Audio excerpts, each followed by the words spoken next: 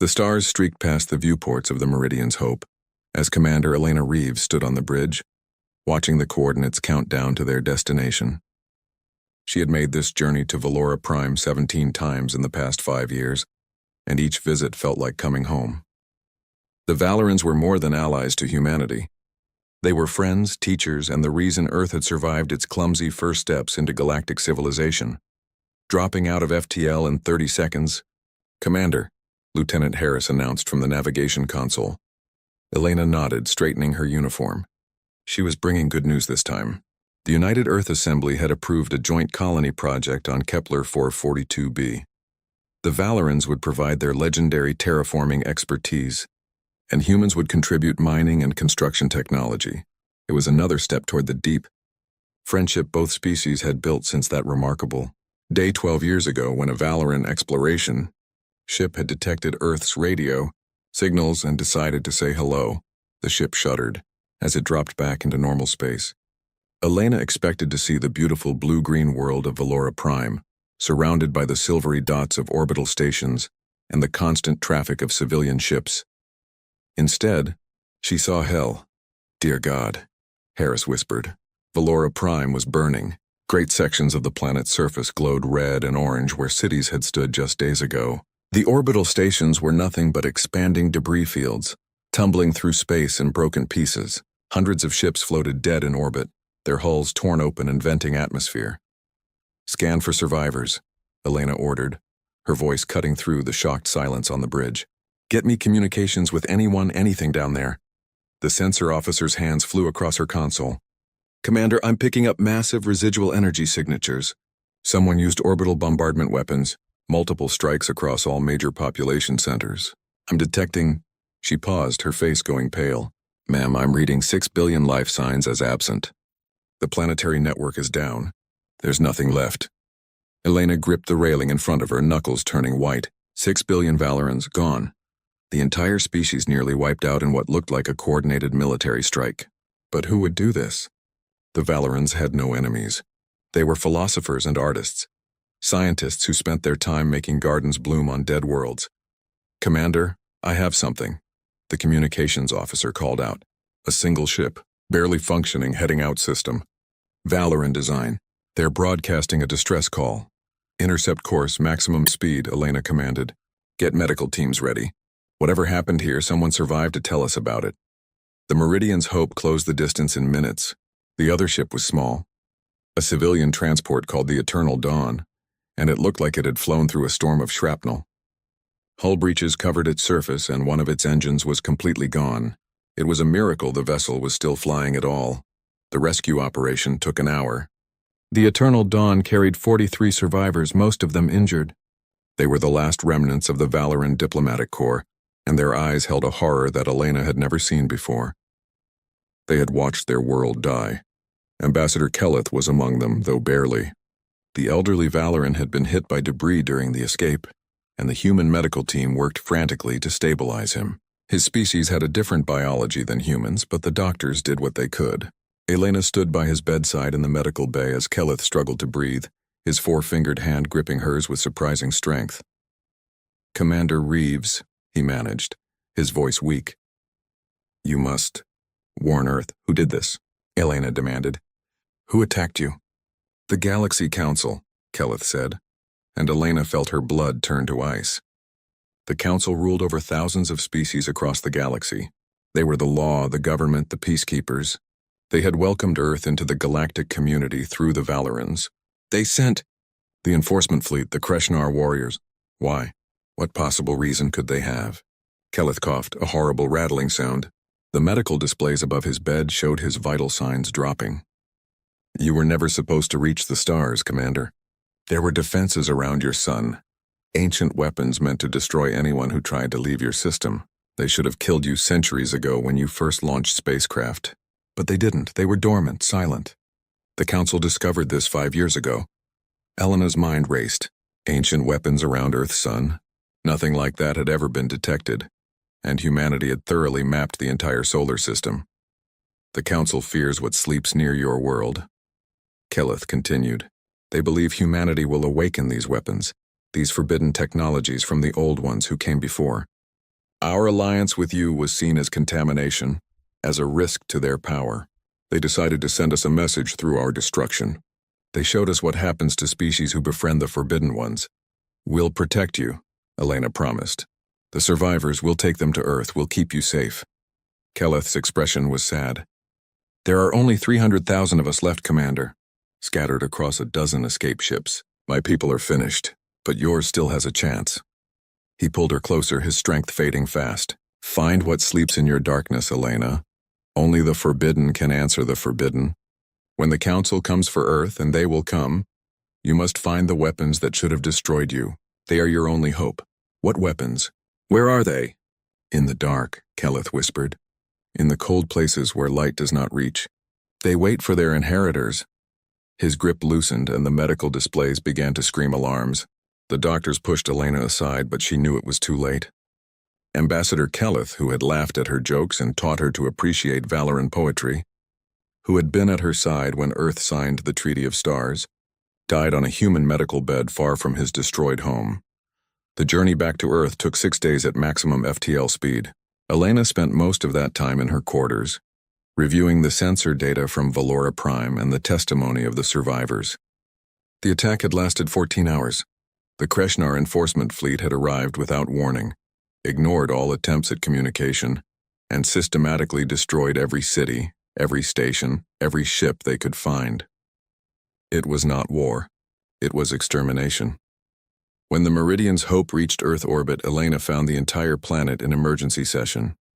The news of Valora Prime's destruction had spread through diplomatic channels, and humanity knew what it meant. If the Council could do this to the Valorans for being friends with Earth, what would they do to Earth itself? The answer came 3 hours after Elena's ship docked at Luna Station. A Council transmission reached Earth on all frequencies. The message was simple and brutal. Humanity was to submit to immediate quarantine protocols, which every expert agreed was just a polite term for extermination. They had 1 Earth week to respond. If they refused or resisted, the enforcement fleet would come for them just as it had come for Valora Prime. Elena stood in the briefing room of the United Earth Assembly, surrounded by generals and politicians, all of them arguing about impossible choices. Earth's entire defensive fleet consisted of 23 ships, most of them designed for patrol duty and scientific research. The Council commanded thousands of warships. It was no contest. As the arguments raged around her, Elena thought of Keleth's final words. Find what sleeps in your darkness, in the cold places where light does not reach. She pulled up a star map on her tablet and stared at the solar system, wondering what secrets humanity had never found in their own backyard, and whether those secrets could possibly save them from the genocide that was coming. Dr. James Chen had not slept in 4 days. His office at the Xenoarchaeology Institute in Geneva was covered in documents, star charts, and empty coffee cups. His colleagues thought he was losing his mind, obsessing over the dying words of a traumatized alien. But Chen knew better. Ambassador Keleth had been one of the most brilliant minds in the galaxy. If he said ancient weapons existed near Earth, then they existed. The problem was finding them. Humanity had explored every planet, moon, and asteroid in the solar system over the past 3 centuries. Telescopes had mapped every object larger than a house all the way out to the Kuiper Belt. How could something as significant as a weapon system remain hidden, unless it was meant to be hidden? Chen pulled up Earth's moon on his display for the 100th time. It had always bothered astronomers that Earth's moon was so large, so perfectly positioned for total solar eclipses. The odds of such a coincidence were tiny. He cross-referenced this with data the Valorans had shared over the years, information about other species in the galaxy. Not one other species had a moon quite like Earth's. Most had none or dozens of tiny captured asteroids. Earth's moon was unique. He expanded his search to the outer solar system. The Kuiper Belt objects had strange orbits. Several massive objects moved in patterns that seemed almost choreographed. Neptune's gravity could not explain it. Jupiter's influence did not account for it. But if something else was out there, something massive and deliberately positioned, the orbits made perfect sense. Chen began running calculations, looking for gravitational anomalies. He found them. Dozens of them, all centered around a point roughly 50,000 astronomical units from the Sun, deep in the Oort cloud, where no probe had ever ventured. The math suggested something enormous was out there, something at least 1,000 kilometers across. He took his findings to Commander Reeves. Elena listened to his presentation in silence, watching the data scroll across the screen. When Chen finished, she looked at him with tired eyes. She had been in strategy meetings for 3 straight days, trying to find a way to defend Earth against impossible odds. Every scenario ended in extinction. "You're telling me there's a structure the size of a moon in our solar system and we never saw it?" she asked.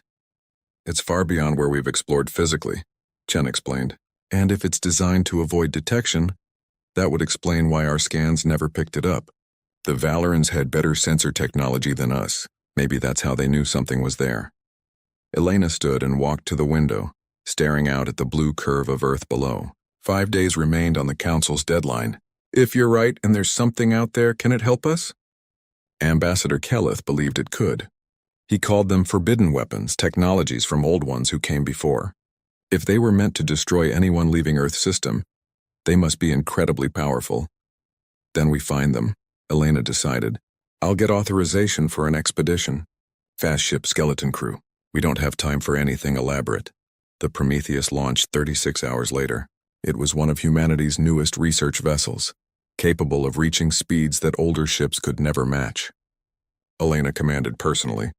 With Chen and a crew of 20 specialists, they had 3 days to reach the coordinates Chen had calculated, investigate, and return before the Council's deadline expired. The journey was tense. The crew knew that Earth's survival might depend on what they found in the darkness of the Oort cloud. As they traveled farther from the sun, space became emptier and colder. They passed frozen chunks of rock and ice, the building blocks of comets, floating in the vast dark. When they reached Chen's coordinates, the sensors went wild. "I'm reading something massive," the sensor officer reported. "It's not reflecting light normally. The hull is absorbing everything we send at it." "Visual," Elena ordered. The main screen flickered and showed what waited in the darkness. It was a structure, a sphere made of thousands of geometric segments fitted together like a puzzle. It stretched for hundreds of kilometers in every direction, completely black, visible only because it blocked the distant stars. Attached to its surface were objects, ships perhaps, ranging from huge to absolutely enormous. "My God," Chen whispered. "It's a Dyson bubble, a storage facility built around a contained power source." As the Prometheus drew closer, something changed. Lights appeared on the structure's surface, running in patterns across the black hull. One of the attached vessels detached smoothly from its dock. It was a ship 15 kilometers long, shaped like a blade. It moved toward them with frightening speed. "Battle stations," Elena ordered. "Defensive shields up!" But the massive ship stopped a kilometer away and did nothing hostile. Instead, it broadcast a signal on all frequencies. The message came in Latin first, then Sanskrit, then ancient Sumerian, cycling through dead human languages thousands of years old. Inheritors acknowledged. State designation and threat parameters. The bridge fell silent. Everyone looked at Elena. She took a breath and opened a communication channel. "This is Commander Elena Reeves of the Earth vessel Prometheus. We are humans from Earth, 3rd planet of this system. We are under threat from the Galaxy Council, who have given us a deadline to submit to extermination. Can you help us?" The response was immediate. Designation: Warden Construct Basilisk 7 Sol Defense Array.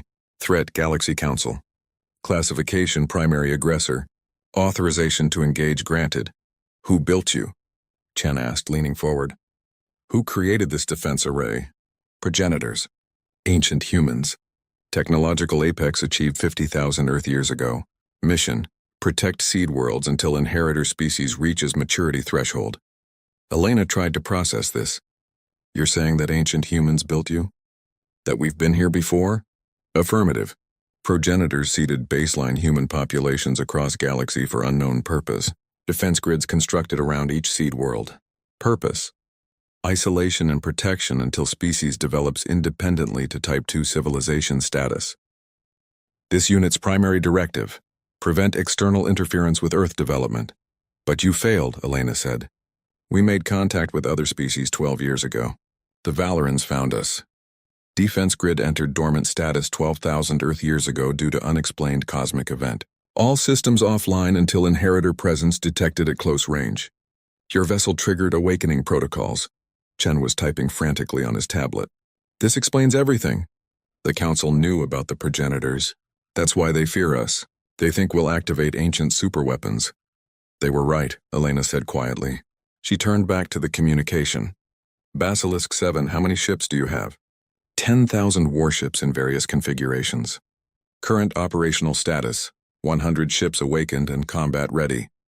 Remaining 9,900 ships in deep hibernation. Full array awakening requires 6 months minimum. Elena's hope cracked. We have 5 days before the Council attacks. Rapid awakening protocol available. 400 additional ships can be activated immediately. Warning. Process requires massive power drain. Must siphon all available energy from Earth planetary grid for 72 hours. Risk to inheritor population. Significant. Elena thought of the hospitals, the life support systems, the infrastructure that kept billions of people alive. 72 hours without power would cause chaos. People would die. But if they did nothing, everyone would die. Stand by, Basilisk 7, she said. I need to contact Earth. The transmission took hours to reach Earth and for the reply to return. In that time, Elena and her crew explored the data Basilisk 7 provided. The ships were incredible, built with technology that seemed more like magic than science. Weapons that manipulated space and time itself, shields that redirected energy to other dimensions, self-repairing hulls that could rebuild themselves using ambient matter. The progenitors had been gods by any reasonable definition, and they had left these weapons behind to protect their children. When Earth's response came, it was from President Amara Okonkwo herself. Commander Reeves, the United Earth Assembly has voted. The risk is acceptable. We're preparing the planet for a 72-hour blackout. Do what needs to be done. Elena opened the channel to Basilisk 7. Begin rapid awakening protocol. We're ready. Acknowledged. Transferring first wave of ships to Earth orbit. Inheritors will need to crew vessels. Neural interface required. Warning, compatibility not guaranteed. Some inheritors will not survive bonding process. Understood, Elena said, though her stomach turned. We'll find volunteers. The massive black ship began to glow with inner light as systems that had slept for millennia roared back to life. Around the Dyson structure, hundreds of ships detached and began moving toward the inner solar system. In 3 days, they would reach Earth. In 5 days, the Council's deadline would expire. The war for humanity's survival was about to begin, and Earth was finally armed with weapons worthy of the fight. The first volunteer died within minutes of attempting neural interface with a progenitor warship. Lieutenant Marcus Webb watched the medical readouts flatline and felt his determination waver. The young pilot had been eager, confident, and now he was dead, his brain unable to handle the flood of data from the ancient AI systems. Next volunteer. Step forward, the medical officer called out, her voice professionally neutral despite the body being carried away. Marcus stepped forward. He was a fighter pilot, one of the best in Earth's small fleet, and he had volunteered for this knowing the risks. Behind him, 200 other pilots and officers waited their turn. They all knew someone might not make it. They all went ahead anyway because the alternative was watching their planet burn like Valora Prime. The neural interface crown was placed on his head, cold metal against his skin. Marcus was led to the airlock where a shuttle waited to take him to the massive warship designated Eternal Darkness. It hung in Earth orbit like a piece of space that had been cut from reality itself. 15 kilometers of black hull that seemed to drink in the light around it. As the shuttle approached, Marcus felt something touch his mind. It was not hostile, but it was vast, ancient, and utterly alien. The AI system of the Eternal Darkness was reaching out, testing him, trying to understand if this small human could possibly command such power. Images flooded his consciousness. The progenitors building their great works across the galaxy, civilizations rising and falling while the progenitor ships waited in the dark, Earth green and blue and precious circling its yellow star, while the defense grid watched over it silently. All of this rushed through Marcus's mind in seconds, and he felt something click into place. The ship recognized him. It accepted him. When Marcus opened his eyes, he was standing on the bridge of the Eternal Darkness, and he knew how to use every weapon system, every control, every function of this ancient vessel. The knowledge had been poured directly into his brain. He was no longer just Marcus Webb. He was the captain of a god's warship. Over the next day, 73 volunteers died during the bonding process. 127 survived. It was a horrible success rate, But Earth now had crews for the most critical ships. Captain Sarah Kim bonded with the carrier Void Sovereign. Commander Zhao Chen commanded the cruiser Silent Judge. Across Earth orbit, humans merged their minds with machines that had waited 50,000 years for this moment. Elena coordinated everything from the command center at Luna Station, watching the fleet assemble while Earth below went dark. The blackout had begun. Basilisk 7 was drawing enormous amounts of power from the planet's infrastructure, channeling it through quantum links to the Dyson structure in the Oort cloud, forcing 400 dormant ships to awaken decades ahead of schedule. The first 12 hours were chaos. Hospitals switched to backup generators. Cities activated emergency protocols. But people died anyway. Elderly patients whose life support failed. Traffic accidents in the darkness. Infrastructure collapses that emergency services could not reach in time. The numbers climbed slowly, steadily as Earth paid the price for its defense. Then the saboteurs struck. Explosions ripped through 3 ships that were in the final stages of awakening. The warship Infinite Mercy broke apart in Earth orbit, raining debris that killed another 100 people on the ground. The cruiser Dark Dawn lost all power and drifted helplessly. The destroyer Phantom Edge was damaged but survived. Elena ordered an immediate investigation. What they found made her blood run cold. Council agents had been living on Earth for over a decade, hidden among the population, watching and waiting. They had activated when they saw the progenitor ships appearing, using pre-positioned explosives to cause maximum damage. Security forces rounded up 17 agents in the following hours. Under interrogation, they revealed that the Council had been monitoring Earth since before the Valorans made contact. They knew about the dormant defense grid. They had been waiting for humanity to awaken it, so they would have justification to destroy Earth completely. They wanted us to do this, Elena said, staring at the interrogation reports. They wanted proof that we were dangerous. Does it matter? Admiral Thompson asked. He was the highest-ranking military officer on Luna Station, a gray-haired veteran who had been skeptical of the progenitor ships at first. Now he looked at them like a drowning man looking at a lifeboat. We're dangerous or we're dead. I'll take dangerous, Elena nodded grimly. How long until the Council fleet arrives? 36 hours. Intelligence suggests 3,000 Kreshinar warships under Fleet Admiral Thraxul. They're coming in fast and planning to hit us hard. 36 hours. Elena looked at the tactical display showing Earth's defensive fleet. 500 progenitor ships ranging from small destroyers to massive dreadnoughts. Each one was more powerful than anything the Council possessed, but they were still outnumbered 6-1. The Kreshinar were experienced warriors who had crushed rebellions and exterminated species for centuries. Humanity's crews had been bonded to their ships for less than 2 days. She opened a channel to all ships. This is Commander Reeves. I won't lie to you. We're outnumbered and inexperienced. The enemy has every advantage except one. We're fighting for our home. Every one of us knows someone who died in the blackout. We've seen what the Council does to species they deem unworthy. The Valorans learned that lesson and we will not forget it. She paused, gathering her thoughts. In 36 hours, the Kreshinar fleet will arrive. They'll expect us to surrender or die quickly. We're going to teach them a lesson. We're going to show them what happens when you threaten Earth. Across the fleet, crews cheered. They were frightened and grieving and angry, but they were ready. The long wait began. Earth slowly came back to life as Basilisk 7 completed the awakening process. Power returned to cities. Hospitals resumed normal operations. The death toll from the blackout was finalized at 4.7 million people. It was a horrific number, but humanity had chosen to pay it rather than accept extinction. The 400 newly awakened ships moved into position around Earth. Basilisk 7 provided tactical data and training simulations, uploading combat experience directly into the crew's neural interfaces. It was not the same as real experience, but it was better than nothing. The fleet organized itself into defensive formations. Carriers positioned their fighter craft. Cruisers formed screening lines. The massive dreadnoughts, including the Eternal Darkness, took central positions where their heavy weapons could be brought to bear. President Okonkwo addressed the world one final time before the battle. Citizens of Earth, in the next day we will face an enemy that has destroyed civilizations. They come to judge us unworthy of existence, but we stand here with weapons built by our own ancestors, by humans who reached heights we can barely imagine.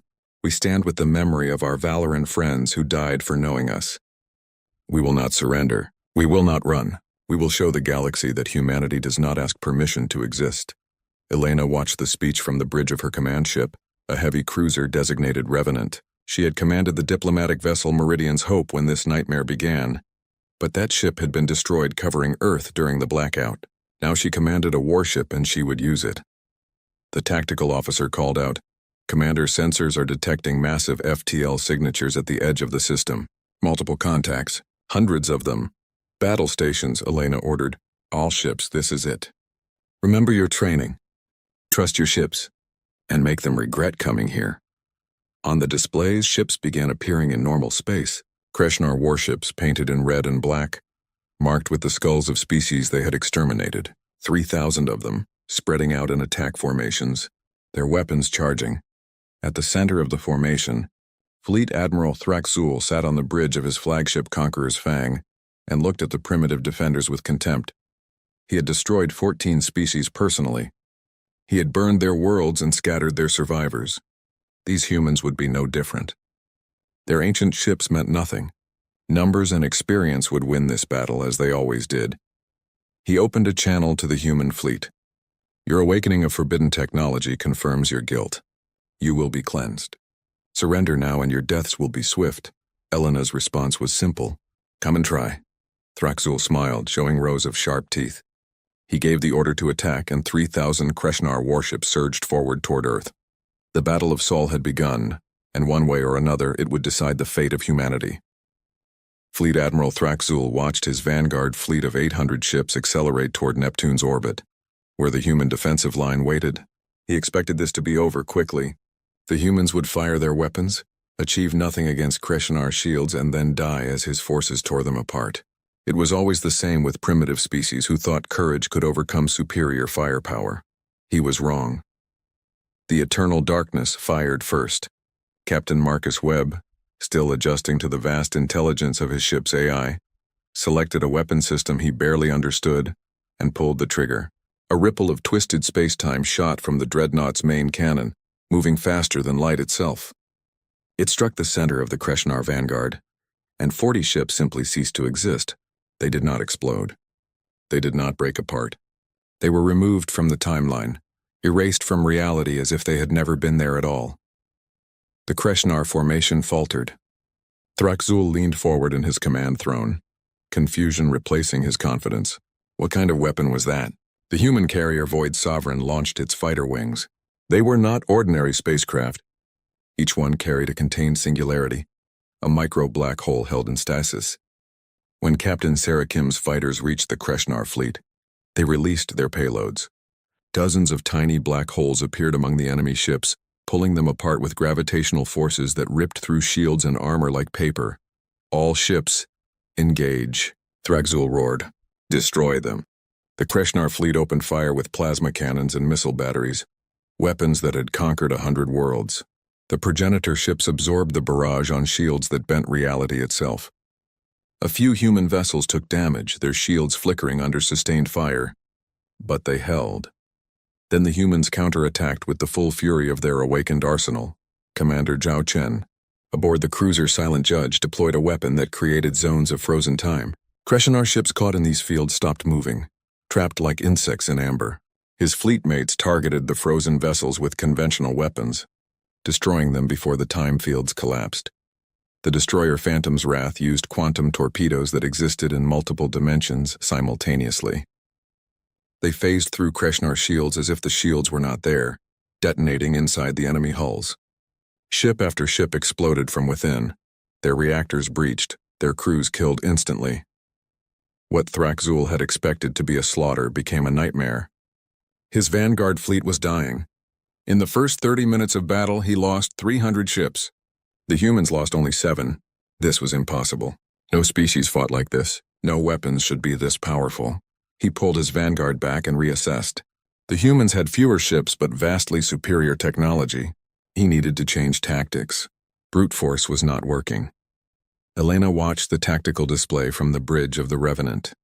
The first engagement had gone better than she dared hope, but she knew the enemy would adapt. Thraxul had not conquered civilizations by being stupid. He would try something different. "Commander, the enemy is repositioning," her tactical officer reported. They're spreading out, trying to flank us. All ships maintain formation, Elena ordered. Don't let them isolate us. But Thraxul was clever. He sent his ships in multiple directions, forcing the human fleet to split its attention. Then he committed his reserves, 2,000 fresh ships that had been holding back. They came at Earth's defenders from 4 directions at once. The battle expanded across millions of kilometers. Ship fought ship in desperate duels. The human vessels were more powerful individually, but the Kreshinar had numbers and experience. They knew how to coordinate attacks, how to concentrate fire on weak points, how to exploit any mistake. The destroyer Morning Light was caught by 3 enemy cruisers and torn apart despite its powerful shields. The heavy cruiser Storm's End took a direct hit to its reactor and exploded, vaporizing its entire crew of 400. The losses began to mount. Marcus Webb pushed the Eternal Darkness deeper into the enemy formation, his ship's weapons cutting through Kreshinar vessels like a hot blade through ice. But even the mighty dreadnought could not be everywhere at once. He saw human ships dying on his displays and felt rage building in his chest. "Helm, take us to Jupiter," he ordered suddenly. "Sir?" his helmsman asked, confused. "Trust me, the ship knows what to do." The Eternal Darkness broke from the main battle and accelerated toward the gas giant. 6 Kreshinar heavy cruisers followed, thinking they had isolated a target. They were wrong. As the dreadnought approached Jupiter's massive gravity well, its AI calculated vectors that would have been impossible for a human mind. The ship swung around the planet at incredible speed, using the gravity to slingshot itself behind the pursuing enemies. Before they could react, the Eternal Darkness fired all weapons at point-blank range. All 6 cruisers were destroyed in seconds. Across the battlefield, other human captains learned to trust their ship's intelligence. The progenitor vessels could calculate tactics on the fly, predicting enemy movements and exploiting weaknesses faster than any organic mind. Working together, human intuition and ancient AI made a deadly combination, but the Kreshinar kept coming. For every enemy ship destroyed, 2 more pushed forward. The battle had been raging for 6 hours and both sides were bleeding. Thraxul had lost over 1,000 ships, far more than he expected, but the humans had lost 89. At this rate, the Council would win through sheer attrition. Then the observers who had been watching from near Saturn's orbit made their move. The diplomatic fleet commanded by Counselor Vesh began jamming human communications. They were blocking the emergency protocols that would call for the remaining 9,000 dormant ships in the Oort cloud. "They're interfering," Elena's communications officer reported. "We can't reach Basilisk 7, the signal is being disrupted," Elena cursed. Without reinforcements, Earth would fall. She opened a secure channel to Luna Station. "Admiral Thompson, activate the Deadman protocols." "Are you sure, Commander? Those systems will automatically awaken the entire fleet if we lose." "Do it. If we fall, I want 10,000 progenitor warships hunting down every council member in the galaxy. They need to know that killing Earth has consequences." The protocols activated. Now, if the human fleet was destroyed, automated systems would trigger regardless of jamming. The entire progenitor arsenal would awaken with one mission: revenge. Thraxul decided to end this. He had been patient, but patience was costing him too many ships. He ordered his planet killer weapons deployed. 12 massive missiles launched from his capital ships, each one capable of cracking a planet's crust and making it uninhabitable. They accelerated toward Earth too fast for the defending fleet to intercept all of them. "All ships intercept those missiles," Elena ordered desperately. "Don't let them through." The human fleet broke formation and rushed to defend their homeworld. They destroyed 11 of the 12 missiles, but one got through the desperate defense. It streaked toward Earth, its warhead armed and ready to end billions of lives. Elena saw it happening and knew her cruiser could not reach it in time. She opened a fleet-wide channel. "This is Commander Reeves. Someone stop that missile. Whatever it takes." On the edge of Earth's orbit, a small frigate changed course. It was the Meridian's Dawn, a diplomatic vessel pressed into military service, commanded by Captain Lisa Chen. She had been Elena's friend for 20 years, had stood beside her through first contact with the Valorans, had celebrated every diplomatic success. Lisa's voice came over the channel, calm and clear. "I have intercept solution. Elena, take care of the survivors for me." "Lisa, no." Elena started, but it was too late. The Meridian's Dawn accelerated to maximum speed and rammed the planet killer missile head-on. The explosion was visible from Earth's surface, a brief new star in the sky. The missile was destroyed. The planet was saved. 200 crew members, including Captain Lisa Chen, were gone. Elena felt something break inside her, but she could not grieve now. The battle was still raging. She saw Lisa's sacrifice and felt cold fury replace her shock. She opened a channel to Marcus Webb. "Captain, how close can you get your ship to Thraxul's flagship?" "Very close, Commander. But we'll take heavy damage." "Do it." "I'm coming with you."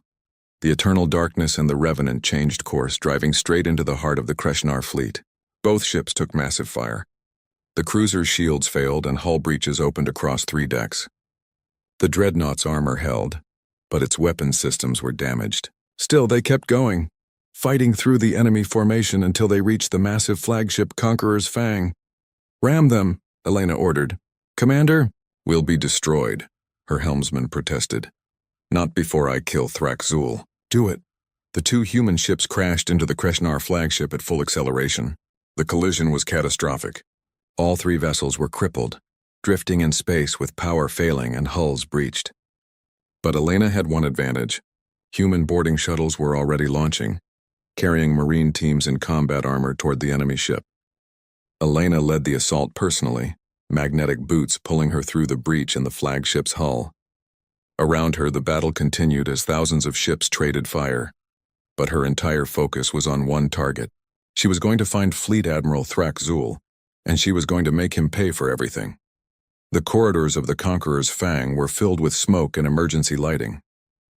Elena moved through them with 50 Marines at her back, fighting through Kreshnar warriors who defended their ship with desperate ferocity. The reptilian soldiers were bigger and stronger than humans, but the Marines had been training for decades and fighting for their survival. Every engagement was brutal in close quarters, plasma rifles and combat knives deciding who lived and who died. Elena's armor took 3 direct hits as they pushed toward the bridge, but the shield held. She shot 2 Kreshnar warriors who tried to flank her team, then kicked down a bulkhead door that had been sealed against them. Beyond it, more enemies waited. The firefight lasted 30 seconds and left 6 Marines dead, but they kept advancing. They reached the bridge to find it already damaged from the collision. Half the consoles were sparking and dead. Kreshnar officers worked frantically to restore systems, and in the center, sitting in his command throne, Fleet Admiral Thraxul waited with a plasma blade in his clawed hands. "So the human commander comes herself," he said, his voice a deep growl, unexpected. "Your kind usually sends others to fight." "We learned from you," Elena replied, raising her rifle. "We watched you murder 6 billion Valorans. We learned what the Council's justice looks like." Thraxul stood, towering over her even at a distance. The Valorans were weak. They contaminated themselves by associating with a forbidden species. You should never have reached the stars. Your ancient weapons prove you are too dangerous to exist. Then you shouldn't have attacked us. The fight was short and vicious. Thraxul moved with the speed of a trained warrior, his blade deflecting plasma shots and slicing through combat armor. 3 Marines died in the first exchange, but Elena had fought aliens before, had trained with Valoran martial artists who taught her to use an enemy's size against them. She rolled under Thraxul's guard and fired point blank into his chest. The Admiral's shields absorbed the first shot, but the second punched through. The third and fourth hit home, burning through his armor and into his body. He fell to his knees, black blood pooling beneath him. "You fight well for a prohibited species," he admitted, his voice weakening. Elena stood over him, her rifle still aimed at his head. "We learned from watching you murder our friends. Everything you taught us about war, about survival, about what it takes to protect your people. We learned it all from you." She pulled the trigger. Fleet Admiral Thraxul, conqueror of 14 species, died on the bridge of his own flagship. The death of their admiral broke something in the Kreshnar fleet. Their coordination faltered. Ships began pulling back, seeking to regroup, but they had lost too many vessels, taken too many casualties. 60% of their fleet was destroyed or crippled. The remainder broke formation and began retreating. They never made it far. During the battle, Basilisk 7 had been working steadily in the Oort cloud, using the distraction to awaken more ships despite the jamming. 2,000 fresh progenitor warships dropped out of FTL behind the fleeing Kreshnar fleet. The slaughter was methodical and merciless. Human crews, grieving for their losses and furious at the attack on their world, showed no mercy to an enemy who had come to exterminate them. Only 300 Kreshner ships escaped the system. The rest were destroyed. Elena watched the tactical display from the damaged bridge of the Conqueror's Fang, sitting in Thraxul's throne while emergency teams evacuated casualties. The battle was over. Earth had survived, but the cost was staggering. 107 progenitor ships destroyed. Over 40,000 crew members dead. Lisa Chen was among them, along with too many others Elena had known personally, and the observers had watched it all. The Council diplomatic fleet had remained near Saturn throughout the battle, recording everything. Elena had let them live deliberately. Now she opened a channel directly to their flagship where Counselor Vesh watched from his observation deck. "Counselor Vesh," Elena said, her voice cold. "You watched our allies burn on Valora Prime. Now you've watched your enforcers run from Earth go home. Tell your council what happens when they mistake patience for weakness." Vesh's insectoid features twisted with something that might have been fear. "You have violated the progenitor accords. You have awakened forbidden weapons. The council will not tolerate this." "The council will accept it," Elena replied, "because the alternative is 10,000 progenitor warships coming for them. I'm a diplomat, Counselor. I was sent to build friendships and alliances. You turned me into a warrior. That's on you." She cut the transmission and ordered the diplomatic fleet to leave. They departed quickly, their ships accelerating out of the system at maximum speed. Elena was evacuated from the Conqueror's Fang aboard a rescue shuttle. The Marine who pulled her from the damaged ship was young, probably only 19, and his hands shook as he worked. "We won, Commander. We actually won. We survived," Elena corrected gently. "Winning comes later." The shuttle took her back to Luna Station, where Admiral Thompson and the remaining Earth leadership waited. The reunions were bittersweet.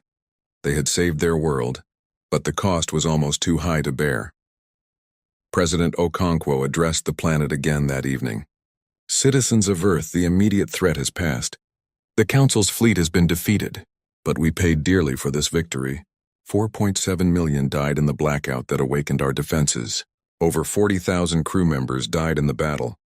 We grieve for all of them." She paused, gathering strength. "But we also celebrate. We proved that humanity will not surrender to injustice. We proved that friendship matters, that the Valorans did not die for nothing. And we proved to the galaxy that Earth is not afraid." Over the following weeks, Earth became a different place. The progenitor fleet, now numbering 5,000 awakened ships with more coming online daily, patrolled the solar system. Refugees began arriving. Species that had lived under Council oppression heard what happened at Earth and came seeking sanctuary. The first were the surviving Valorans, 300,000 scattered across refugee ships. They were given Mars to rebuild their civilization, and they wept with gratitude. 17 other species followed. Some were small populations fleeing genocide. Others were entire civilizations that had been threatened by the Council's expansion. Earth took them all in, and the solar system began to transform into something unprecedented. A multi-species alliance based on mutual protection rather than domination. Elena was promoted to Grand Admiral and given command of the entire fleet. She established her headquarters on a new station, built specifically for the purpose, and she named it Keleth's memory in honor of the Valoran ambassador who had warned Earth about the coming storm. 6 months after the battle, she stood on the observation deck of her station, watching progenitor ships patrol in the distance. Dr. Chen approached her with a tablet in his hands and a worried expression on his face. "We have a problem," he said without preamble. Elena sighed. "What now?" "I've been studying the progenitor archives that Basilisk 7 gave us access to. I found something troubling. A warning about why the defense grids went dormant 12,000 years ago." "Go on." "There was an event, something the progenitors called the Long Night. They detected something coming from outside the galaxy, something so dangerous that they initiated a protocol to hide all their facilities. The grids went dormant to avoid detection. The warning says that whatever scared the progenitors is still out there." Elena felt a chill run down her spine. "Something that scared beings who could build weapons like this?" "Yes. And according to the timeline, it's due to arrive in our region of space within 5 years." Elena was silent for a long moment, watching the ships patrol in the darkness. Humanity had just fought a war against one of the galaxy's major powers and won. They had awakened ancient weapons and become a force that demanded respect. But if something was coming that had frightened the progenitors themselves, then the Battle of Sol might have been just the beginning. "One problem at a time," she said finally. "Right now we need to focus on the Council. Have they responded to our ultimatum?" "The Council Citadel has been silent for 3 months. But intelligence suggests they're fracturing. Some species want peace with Earth. Others want total war. There's talk of a civil war within the Council itself." "Good. Let them fight among themselves. Meanwhile, we prepare. Continue studying the progenitor archives. If something is coming, I want to know everything we can learn about it." Chen nodded and left. Elena remained on the observation deck, staring out at the stars. Tomorrow she had a memorial service to attend. Earth was honoring all those who had died, both in the blackout and in the battle. 4.7 million names would be read aloud, a ceremony that would take weeks to complete. Lisa Chen's name would be among them. But tonight, Elena allowed herself a moment to rest. They had survived the impossible. They had protected their world and avenged their allies. The road ahead would be dangerous, filled with threats both known and unknown. But human